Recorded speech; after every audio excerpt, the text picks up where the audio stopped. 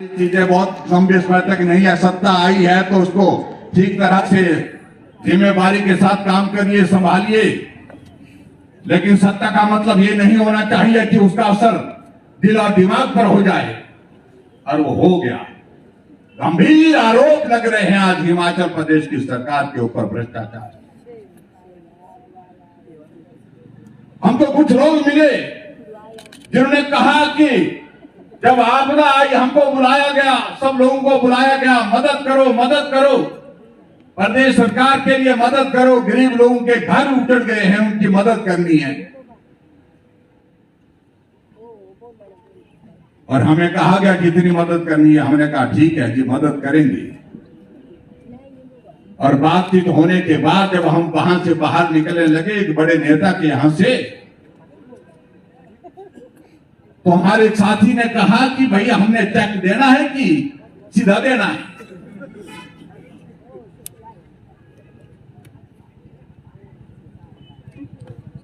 तो कहा, किसी ने कहा यार ये तो पूछा नहीं हमने। एक आदमी ने हिम्मत दी अंदर जाकर के पूछने की नेता को कि साहब चेक चाहिए, ये कैसे करना है, इसका हिसाब किताब कैसे करना है। कहा कि थोड़ा बहुत चेक से देना, बाकी ऐसे ही। आप अंदाजा लगाइए, आपने हिमाचल प्रदेश में आपदा के नाम पर भी जो है लूट मचाई और आपने भ्रष्टाचार किया है। ये मेरा आरोप है, सीधा आरोप है।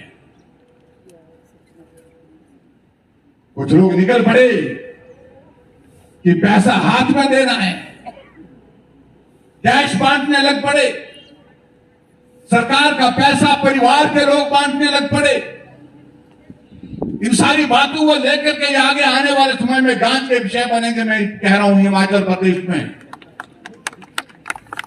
पूरे हिमाचल प्रदेश में जहां मेरे साथियों ने कहा कि क्रशर बंद कर दिए, लेकिन एक साथी का क्रशर चलता रहा और पूरे हिमाचल प्रदेश की सप्लाई का जिम्मा उसको दे दिया।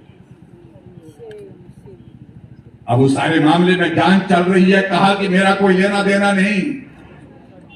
अरे आपकी गाड़ी में बैठ करके आते हैं, सचिवालय के दरवाजे के सामने दरवाजा खुलता है और मुख्यमंत्री उनके दरवाजा खोलने में मदद करते हैं।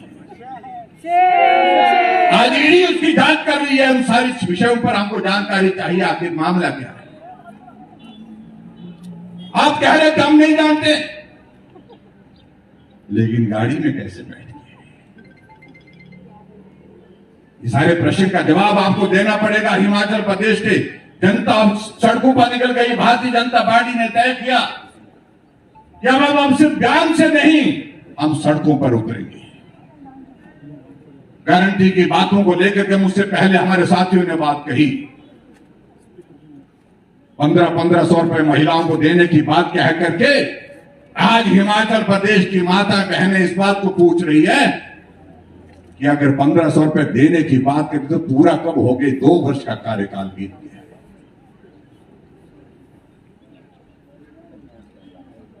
और मैं चाहा, अभी चुनाव हो रहे थे, हरियाणा में चुनाव हो रहे थे, महाराष्ट्र में चुनाव, हमको भी जाने का मौका मिला। हम देख रहे थे कि हमारे मुख्यमंत्री वहां पर जाकर के प्रचार करने के लिए लगे हुए हैं।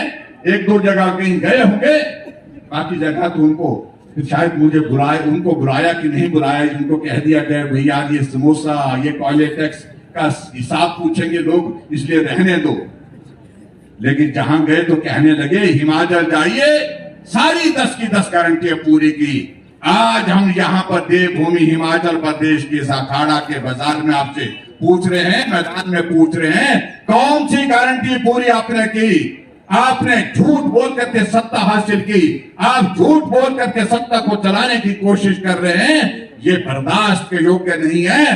1500 रुपए महिलाओं को नहीं मिले, 300 यूनिट बिजली फ्री देने की बात कही थी, 125 यूनिट जो भारतीय जनता पार्टी की सरकार के समय में मिलती थी वो भी आपने बंद कर दी। 5 लाख बेरोजगारों के लिए कहा था आपने नौकरी देंगे हिमाचल प्रदेश में। 5 साल में 2 साल बीत गए। आंकड़ा आपका 2 लाख नौकरियों का होना चाहिए था, लेकिन नौकरी दो आदमी को नहीं मिल पाई। हिमाचल प्रदेश में नौकरी मिली तो उन लोगों को मिली जो उनके खासम खास थे। कोई एडवाइजर बना है कैबिनेट के दर्जे के साथ, कोई ओएसडी बना है, कोई कुछ बना है। यह स्थिति हिमाचल प्रदेश की है। गाय का दूध 80 रुपए लीटर, भैंस का दूध 100 रुपए लीटर के हिसाब से आपने बेचने की बातें कही थी, खरीदने की बातें कही थी। 2 वर्ष के कार्यकाल के बावजूद आप बताइए कि वो गारंटी का क्या हुआ। और आगे कहा कि गोबर की भी गारंटी मैं देता हूं। अब बता रहे हैं कि गोबर की गारंटी मैं 11 तारीख को पूरी करूंगा। आखिरकार कितना झूठ बोलेंगे। भाई और बहनों, में इस बात को साफ कहना चाहता हूं, ये हिमाचल के इतिहास में पहली बार हमने ऐसी सरकार देखी जो खुलेआम झूठ बोलती है। झूठ के बलबूते सत्ता में आई, झूठ के बलबूते सत्ता चला रही है और आदत बन गई झूठ बोलने की। और शायद उनको ऐसा लगता है कि इस प्रदेश की जनता को मालूम ही नहीं है कुछ। इतना हम झूठ बोल करके हम सत्ता को चला सकते हैं, चलाने का प्रयत्न किया जा रहा है। 10,000 से ज्यादा आउटसोर्स पर लगे हमारे कर्मचारी निकाल दिए। आज कर्मचारी जो ओपीएस की मांग कर रहे हैं वो अशांत क्यों बैठे हैं? आज सचिवालय के कर्मचारी धरने पर क्यों बैठ करके अपनी बात कह रहे हैं? आप तो कहते थे कर्मचारी हितैषी हूं मैं, लेकिन आपने उनके साथ भी छल किया है और आपने उनके भी वादों को पूरा नहीं किया है। ये सच्चाई है कि हिमाचल प्रदेश में आज की तारीख में तनख्वाह की बात की छोड़िए, पेंशन की बात तो छोड़िए, समय पर आपकी सैलरी नहीं मिल पा रही है, समय पर आपकी पेंशन नहीं मिल पा रही है। हम 2 वर्ष तक कोविड के संकट में जूझते रहे, लेकिन 2 वर्ष तक कोविड के संकट में भी समय पर सैलरी मिली, समय पर पेंशन मिली, कर्मचारियों की डीए की किस्तें मिली। लेकिन आज के हालात में इस तरह की बातें जो हैं, ये सारी चीजें मुझे लगता है कि आपके सामने हैं। मुझे बहुत लंबी बात नहीं कहनी है, इसलिए भारतीय जनता पार्टी ने प्रदेश के स्तर पर यह फैसला लिया कि आओ अब हम सड़क पर उतर पड़ेंगे। सड़क पर जो है कांग्रेस के खिलाफ धावा बोलेंगे, मोर्चा खोलेंगे और कांग्रेस की नीतियों को, कांग्रेस के कामकाज के तरीके को जो है वो लोगों के सामने जो है उसको बेनकाब करेंगे। ये फैसला भारतीय जनता पार्टी ने किया। एक एक संस्थान, चले हुए संस्थान, बजट दिए हुए संस्थान बंद किए। कुल्लू की हालत भी ऐसी कर दी कि जहां काम चला था वहां अब आराम, कोई काम नहीं हो पा रहा है।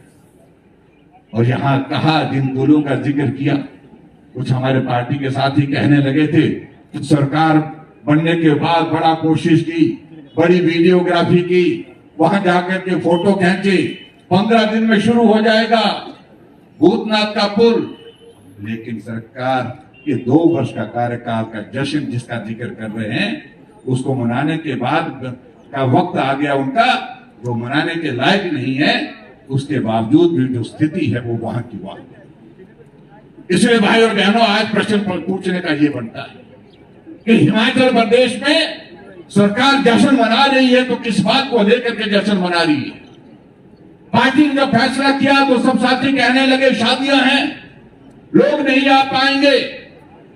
मैं आप सबको बधाई देता हूं, आप सब पार्टी के हमारे वरिष्ठ नेता यहां पर हैं, इनको भी धन्यवाद करता हूं, आप सबका भी धन्यवाद करता हूं। कहीं ना कहीं रिश्तेदारी में शादी है, कहीं ना कहीं कोई देवड़ी है, फंक्शन है, जश्न मनाने के कार्यक्रम है। आप तमाम जश्न को छोड़ करके कांग्रेस के खिलाफ इस सरकार को उखाड़ फेंकने के लिए समय निकाल करके यहाँ पर आए, इसके लिए मैं आप सबका बहुत बहुत धन्यवाद करता हूँ। बाकी सारी बातों को लेकर के मुझे लगता है कि बहुत लंबी बात कहने की आवश्यकता नहीं। भाई और बहनों, साथियों ने विस्तार से सारी बातें कह दी है। आओ, इस सरकार को सत्ता में रहने का कोई अधिकार नहीं है।